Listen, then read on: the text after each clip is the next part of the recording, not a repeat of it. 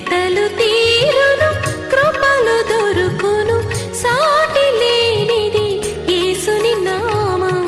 యేసునామమే మధురం, మదిలో తలచిన ధన్యం. యేసునామమే మధురం. ప్రభువునందు ప్రియమైన దేవుని బిడ్డలారా, నేటి వాక్య ధ్యానం కొరకు సహకారాన్ని ఇస్తున్న కుటుంబము ఏలూరు పడమర వీధి వాస్తవ్యురాలు శ్రీమతి ముత్యాల సంతోషమ్మ గారు. ముత్యాల సంతోషమ్మ గారు యేసే పరిష్కారం ప్రారంభం నుండి కూడా వీరు సహకారులు. దేవుడు వీరిని వీరి కుటుంబ సభ్యులను ఆశీర్వదించినట్లు ప్రార్థిద్దాము. తల్లిగారి ఆరోగ్యం కొరకు కూడా మనం ప్రార్థన చేద్దాం. మమ్మలను మిక్కిలిగా ప్రేమిస్తున్న మా ప్రియ పరలోకపు తండ్రి, మీ పరిశుద్ధ ఘన నామమునకు వందనాలు స్తోత్రాలు చెల్లిస్తున్నాము. నేటి వాక్య ధ్యానము ద్వారా మాతో మాట్లాడమని ప్రార్థన చేస్తున్నాము. మీ కనికరము మాకు అనుగ్రహించండి, మీ కృప మాకు ప్రసాదించండి. ప్రభు, ఈ ప్రత్యేక సమయంలో మా ప్రేక్షకులు సత్యమును గ్రహించుటకు నేర్పండి. యేసు నామమున వేడుచున్నాం తండ్రి, ఆమేన్. ప్రియమైన దేవుని బిడ్డలారా, ఫిలిప్పీ పత్రిక 1వ అధ్యాయము 21వ వచనము, నా మట్టుకైతే బ్రతుకుట క్రీస్తే, చావైతే లాభము. ఈ మాట గత దినం నేను జ్ఞాపకం చేశాను. 22వ వచనంలో అంటాడు, అయినను శరీరముతో నేను జీవించుటయే నాకున్న పనికి ఫలసాధనమైన ఎడల నేనేమి కోరుకుందునో నాకు తోచలేదు. ఈ రెండింటి మధ్యన ఇరుకునబడి ఉన్నాను. నేను వెడలిపోయి క్రీస్తుతో కూడా ఉండాలని నాకు ఆశ ఉన్నది, అది నాకు మరి మేలు. అయినను నేను శరీరమందు నిలిచి ఉండుట మిమ్మును బట్టి మరి అవసరమై ఉన్నది. ఇక్కడ పౌలు భక్తుడు మాట్లాడుతున్న మాటలు చాలా గూఢార్థముతో కూడినటువంటివి. అయినను నేను శరీరమునందు నిలిచి ఉండుట మిమ్మును బట్టి మరి అవసరమై ఉన్నది. నేను రెండింటి మధ్య ఇరుకును పడిపోయి ఉన్నాను. నేను శరీరముతో జీవించుటయే నాకున్న పనికి ఫలసాధకమైతే నేనేం కోరుకోవాలో నాకు తెలియటం లేదన్నాడు. దీని అర్థాన్ని గ్రహిస్తే మనం ధన్యులమే. చూడండి, దీర్ఘాయుషు వేరు, మరణం లేకుండా ఉండిపోవటం వేరు. మరణం లేకుండా ఉండిపోవటం వేరు. ఇదే శరీరంతో. దేవుడు వరమిస్తే జాగ్రత్తగా వినాలి. దేవుడు వరమిస్తే మరణం లేకుండా భూమి మీద బతికేయాలి అని చెప్పి మనుషులందరూ కోరుకుంటుంటారు. కానీ మానవ జీవితాన్ని కనుక మీరు చూస్తే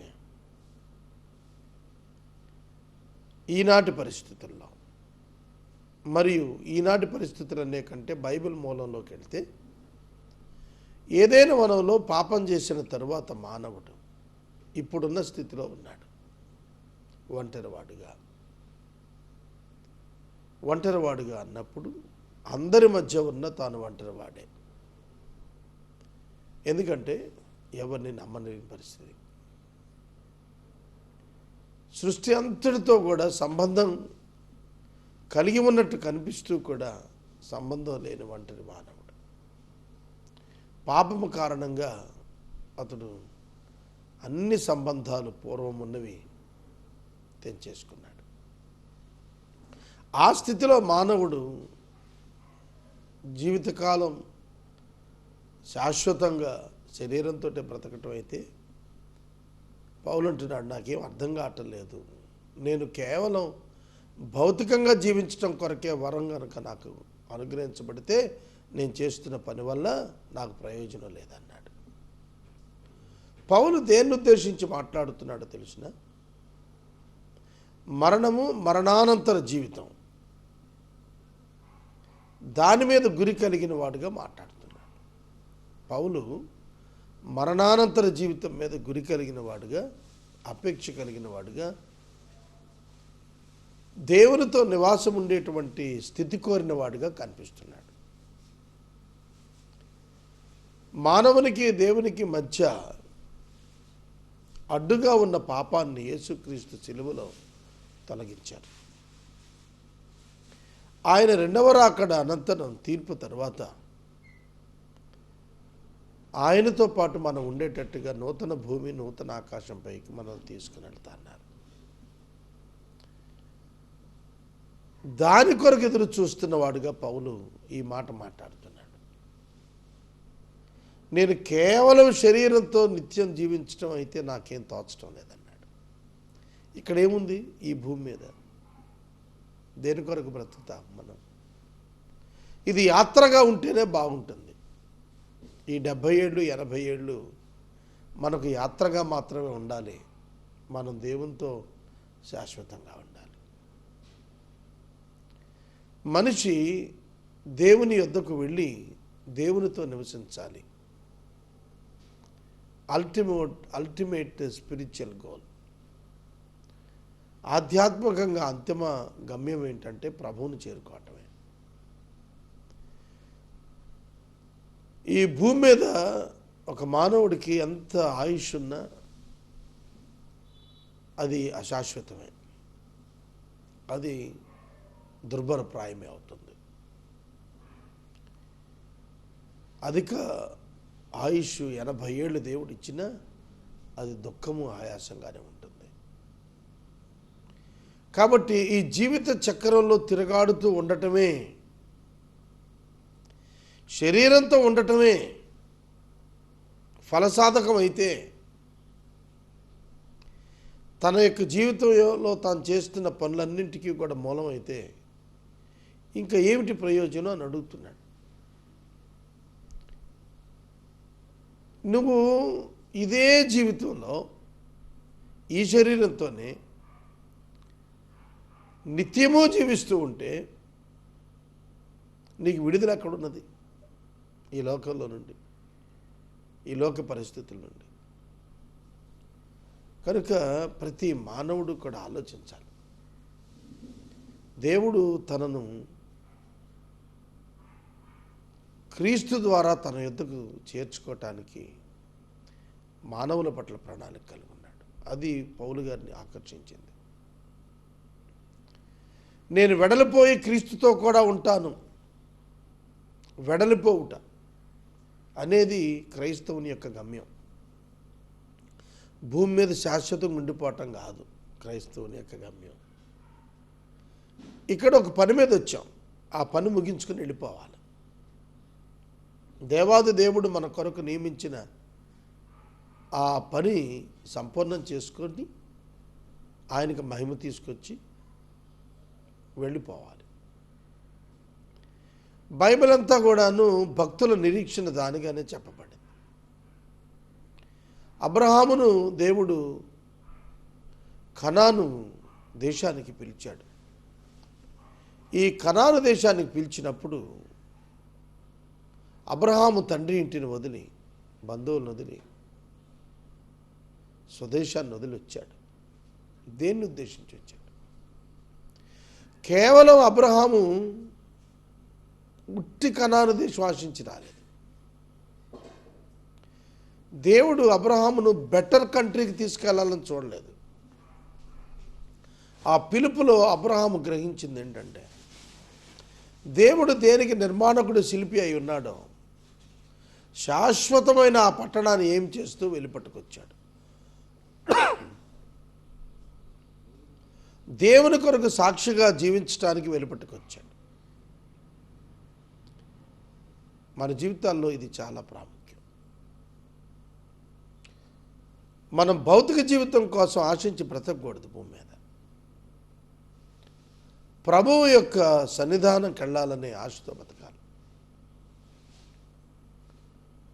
తర్వాత వచ్చిన నేను శరీరములో నిలిచి ఉండుట మిమ్మును బట్టి అవసరం, నేను ఇరుకును పడిపోయాను, నాకైతే వెడలిపోయి క్రీస్తుతో కూడా ఉండాలని ఆశ ఉంది, అది నాకు మేలు అన్నాడు. విశ్రాంతి కదా, శరీరాన్ని విడిచిపెట్టి వెళ్ళటం విశ్రాంతి కదా. ఒకసారి ఆలోచించండి ప్రియమైన దేవుని బిడ్డలారా. శరీరాన్ని విడిచి వెళ్ళిపోవటం అనేది గొప్ప విశ్రాంతి. శరీరాన్ని విడిచిపెట్టిన వాడు ప్రతి ప్రయాసను మాని విశ్రాంతిలో ఉంటాడు. ఇది పరిశుద్ధులకు తగినది. కనుక పౌలు యొక్క ఆశ ఏంటంటే ప్రభు దగ్గరికి వెళ్ళిపోవాలి. నేను జీవించి ఉన్న కాలాన ప్రభువుకు దూరంగా బతుకుతున్నాను, నేను చనిపోతే ప్రభువుకి దగ్గరకు పోతాను. అది పౌలు గారు కొరింథీ సంఘానికి కూడా చెప్పింది. ఇక్కడ ఫిలిప్పీలకు అదే చెబుతున్నాడు, నేను వెళ్ళిపోవటం నాకు మేలు, నా మనసులో అయితే అక్కడ ఉండాలని ఉంటుంది ఎప్పుడు కూడా, కానీ మిమ్మల్ని బట్టి చూస్తే నేను ఇక్కడ ఉండటం అవసరం. ప్రతి విశ్వాసి కూడా కోరుకునేది ఏంటంటే ప్రభువు సన్నిధికి వెళ్ళి ఉండాలి. ఆ మహిమాయుక్తమైన స్థితిలోకి వెళ్ళాలనేది ప్రతి వాడు కోరుతాడు. ఆ మనోహరమైన స్థలానికి వెళ్ళాలి. Where there is no sin, ఎక్కడ పాపం లేదో అక్కడికి వెళ్ళాలి, ఎక్కడ చెర లేదో అక్కడికి వెళ్ళాలి, ఆ స్వేచ్ఛకు వెళ్ళాలి. అది ప్రతి విశ్వాసి కోరుకునేటువంటిది. కానీ ప్రభు అయితే కొంతకాలం ఉండమంటాడు. ఏలియా ప్రార్థన చేశాడు, ప్రభువా నేను వచ్చేస్తాను, నన్ను తీసుకెళ్ళిపో, ఈ లోకం అంతా నన్ను తిరస్కరిస్తుంది వద్దని. ప్రభు చెప్పాడు, నీకు చాలా పెద్ద ప్రయాణం ఉంది, యు మస్ట్ బీ హియర్, నువ్వు ఇక్కడే ఉండాలా, నీతో ఇంకా చాలా పని ఉంది. ఆ తర్వాత ఏలియాను తానే స్వయంగా ఆరోహణం చేయించినట్టు రాజుల 2వ గ్రంథం 2వ అధ్యాయం సాక్ష్యం చెబుతాను. ప్రతి విశ్వాసి పట్ల, ప్రతి సేవకుని పట్ల, ప్రతి దేవుని బిడ్డ పట్ల ఆయన ప్రణాళిక సంపూర్ణమవటానికి ఆయన భూమి మీద మనల్ని ఉంచాడు. మనకు రక్షణ ఇవ్వగానే తీసుకెళ్ళిపోవచ్చు కదా, మనల్ని తీసుకెళ్ళ, రక్షణ ఇచ్చి ఇదే దేహంలో ఇదే లోకంలో మరణ పర్యంతం ఉండి పాపముతో లోకముతో శరీరంతో పోరాడుతూ క్రీస్తుకు సాక్షులుగా తాము విశ్వాసము చేత పొందిన ఆ రక్షణను ఈ లోకంలో అనేకులు ఎదుట, ఆ నిత్యజీవాన్ని ఈ లోకంలో అనేకులు ఎదుట కనపరుస్తూ ప్రత్యేకంగా జీవించడానికి, తనను మహిమపరచడానికి దేవుడు మనల్ని ఇంకా భూమి మీద ఉంచాడు. మన వలన అనేకులు రక్షణలోనికి రావటానికి దేవుని ప్రణాళిక అయి ఉన్నది. అందుకే మనల్ని భూమి మీద ఉంచుతున్నాడు.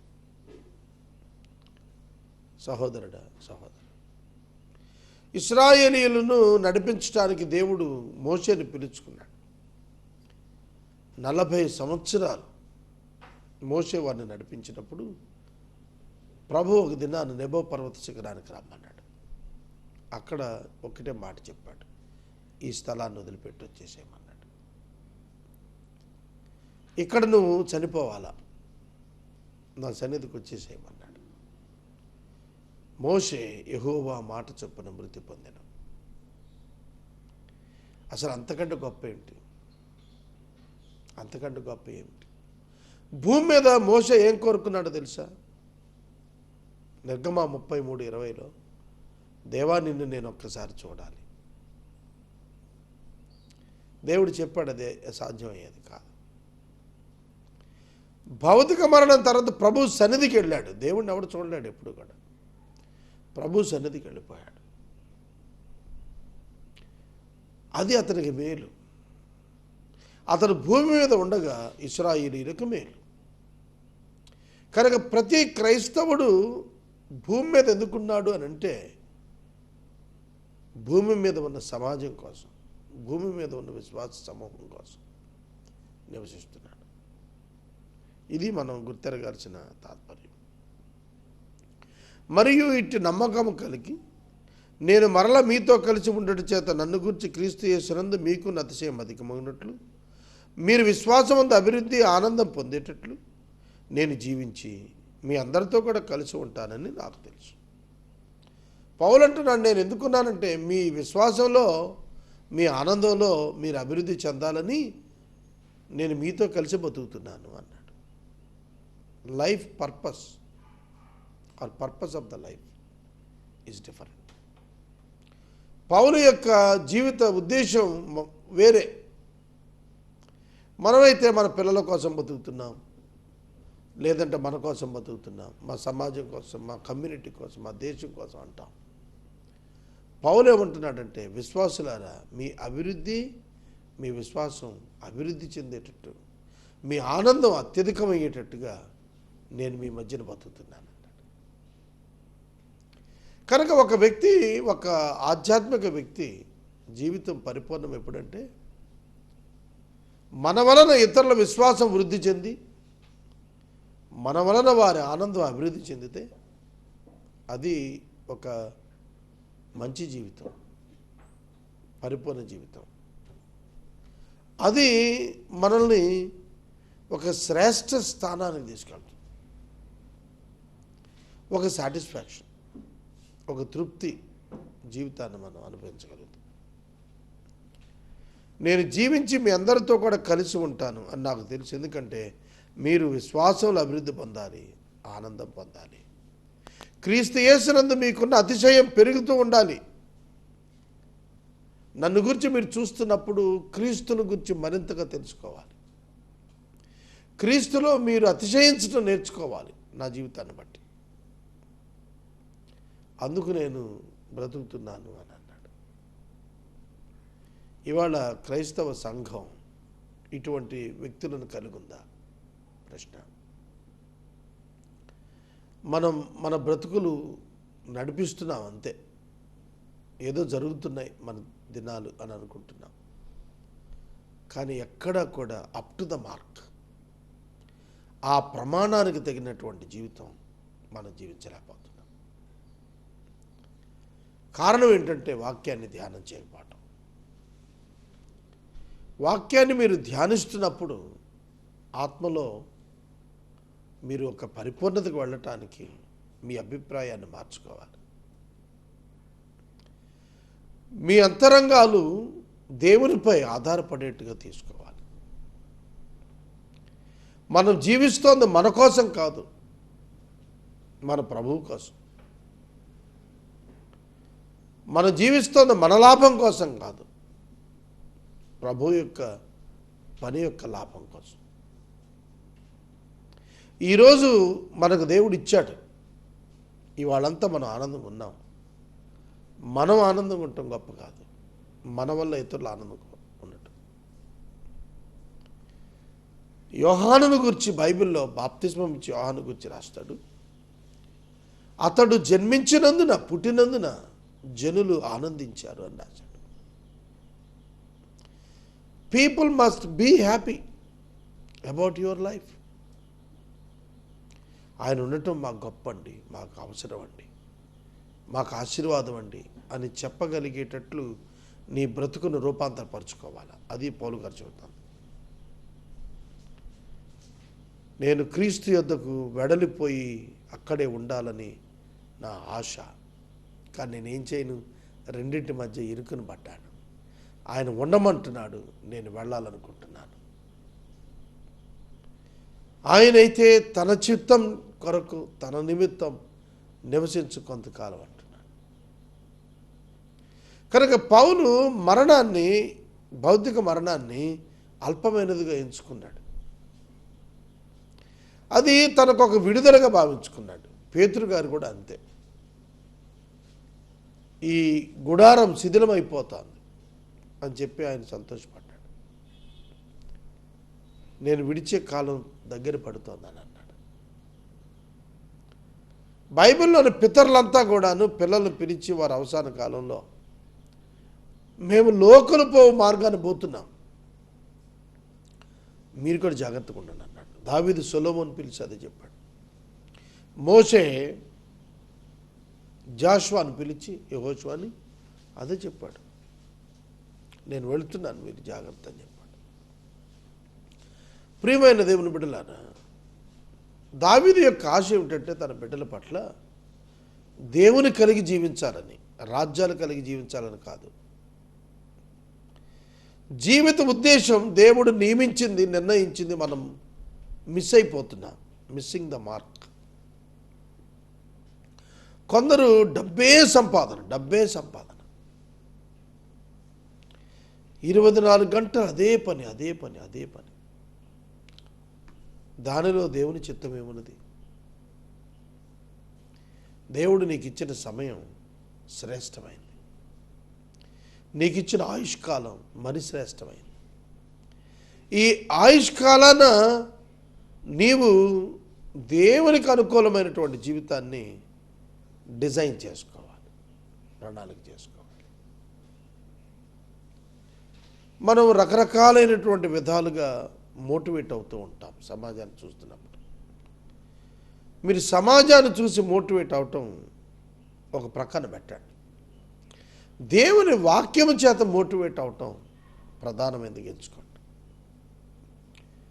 ఒక మనిషి జీవితం నిన్ను సవాలు చేయటం కంటే బైబిల్ గ్రంథంలోని దేవుని యొక్క ప్రణాళిక నిన్ను సవాలు చేస్తే నీ లైఫ్ డైరెక్షన్ మారిపోతుంది. ప్రపంచ భక్తులు ఉన్నారు, వారు దేవుని వాక్యం చేత బోధించబడినప్పుడు దేవుని వాక్యము వారి యొక్క మనోఫలకం పైన ఒక ముద్ర వేసి తమ గమ్యాన్ని వారికి తెలియచేసి వారు నడవవలసిన మార్గాలు వారికి తేటపరిచి ఒక మహోన్నతమైన చారిత్రాత్మకమైన జీవితాలు కలిగిన వారుగా చేస్తుంది. హతసాక్షులను చదవండి, బైబిల్ గ్రంథంలో చరిత్రలో హతసాక్షులను చదవండి. వారు తమ భౌతిక జీవితాలను తృణప్రాయంగా ఎంచుకున్నారు. అది కేవలం డిపార్చర్, అంతవరకే. ఏదో ఒక రోజున మనం డిపార్ట్ అవుతాం. ప్రభువు మనకు చెబుతుంది ఏమిటంటే ఆయన చిత్తము నెరవేర్చడానికి, ఆయన యొక్క బిడ్డలకు అతిశయం అధికమవటానికి, ఆయన బిడ్డలు విశ్వాసంలో వృద్ధి చెందటానికి, ఆనందం అత్యధికంగా పొందటానికి మనల్ని పిలుచుకున్నాడు. ఈ సమాజం ఆనందించాలి, అది శాశ్వత ఆనందం అయి ఉండాలి. ఒక కమేడియన్ అవ్వాలని దేవుడిని పిలిచింది కాదు. 10 మందిని జీవితాలు రంజింపజేయటానికి ఒక టాలెంట్తో నిన్ను పిలిచింది కాదు. అది భౌతికం, తాత్కాలికం. కానీ దేవుడు నిన్ను పిలిచింది శాశ్వత ఆనందాన్ని ఇతరుల జీవితాల్లో పరిచయం చేయడానికి. యేసుక్రీస్తు ద్వారా కలిగేటువంటి నిత్య జీవము, దాని ద్వారా వచ్చేటువంటి శాశ్వతమైనటువంటి ఆనందం, పాపము నుండి కలిగేటువంటి విడుదల, లోకం నుండి కలిగేటువంటి విడుదల, జయ జీవితం, అవి నీకు ఇవ్వటానికి, నీ ద్వారా ఇతరులు సొంతం చేసుకోవటానికి దేవుని డిజైన్ అయ్యింది. దీన్ని మనం నిర్లక్ష్యం చేయకుండా ప్రభువు యొక్క మహిమార్థం మన బ్రతుకులను కాపాడుకోవాలి. నేను జీవించి మీ అందరితో కూడా కలిసి ఉంటాను అని నాకు తెలియను అనే పదం తన లైఫ్ పర్పస్ తనకు అర్థమైంది అనే అర్థాన్ని తెలియజేస్తుంది. నాకు తెలియను అన్నప్పుడు ప్రతి వ్యక్తి తనొక పాఠాన్ని పొందాలి. నీకు తెలియనా? Why are you living on this earth? Have you noticed it? నువ్వు ఎందుకు ఇంకా జీవిస్తున్నావో ఎప్పుడైనా గుర్తించావా, గమనించావా, ఆలోచించి అర్థం చేసుకున్నావా? అలా అర్థం చేసుకోవాలి, గ్రహించుకోవాలి, తెలుసుకోవాలి. Why I am living on this earth? What is the purpose of my life? దాని కొరకే గోజాడి ప్రార్థించడం నేర్చుకోవాలి. ప్రభువా, నా వలన ఏమి చేయి ఉద్దేశించావో అది జరిగించుటకు నన్ను సిద్ధం చేయి అని చెప్పి అడగాలి. Your life is not for your self, your life is for God sake. నీకు దేవుడిచ్చిన జీవితం నువ్వు అనుభవించడానికి కాదు, నీ శరీర ఇచ్చలు నెరవేర్చుకోవటానికి కాదు, ఆయన చిత్తాన్ని భూమి మీద నెరవేర్చడానికి. యోహాను 17:4 గెత్సెమనే వనంలో యేసు ప్రార్థనలో యేసయ్య చెప్పిన మాట చాలా స్పష్టంగా చెప్పారు. తండ్రి, నీవు చేయుటకు నాకు ఇచ్చిన పనిని భూమి మీద సంపూర్ణంగా చేసి నిన్ను మహిమపరిచాను. యోహాను 14 అంటారు, నేను వెడలిపోవాలి, నేను నా తండ్రి దగ్గరికి వెళ్ళిపోతున్నాను అని అంటాడు. ఒక మనిషి యొక్క లైఫ్ యొక్క పర్పస్ వాడికి అర్థం కావాలి. నేను వెళతాను, నేను ఇక్కడ ఉండను, శాశ్వతం కాదు. మరియు నాకు ఒక పని ఉంది, ఆ పని ముగించాలి. ఆ పని ఏమిటి? ప్రజలను ప్రభువులోకి నడిపించడం, ప్రజలను రక్షణలోకి నడిపించడం, ప్రజలను మతంలో నడిపించడం కాదు, ప్రపంచమంతా క్రైస్తవులు చేసేయటం కాదు, ప్రజలకు రక్షణ మార్గాన్ని బోధించటం, వివరించటం, తను జీవించి చూపించటం, తన బ్రతుకులోని వ్యత్యాసాన్ని లోకానికి బహిరంగంగా కనపరచడం. దేవుడు అందుకు మనల్ని పిలుచుకున్నాడు, ఏర్పరచుకున్నాడు. ఈ అంధకార లోకంలో వెలుగుగా ఉండటానికి, అంధకార లోకాన్ని చక్కటి రుచి చేత మన ద్వారా మార్పునివ్వటానికి. A Christian must make a difference in the society. క్రైస్తవుడు సమాజంలో ఒక గొప్ప మేలు మార్పు తెచ్చేవాడిగా ఉండాలి. పౌలు తన లైఫ్ అందుకు సాక్రిఫైస్ చేసుకున్నాడు. ఏ స్థాయిలో మనం మార్పు తెస్తామో మనకు అర్థం కాకపోవచ్చు, but our attitude should be such. మన అంతరంగం ఆ విధంగా సిద్ధం చేసుకోవాలి. రేపటి వాక్య భాగంలో 27వ వచనం నుండి వాక్యాన్ని చదువుకుందాం, ప్రార్థన చేసుకుందాం.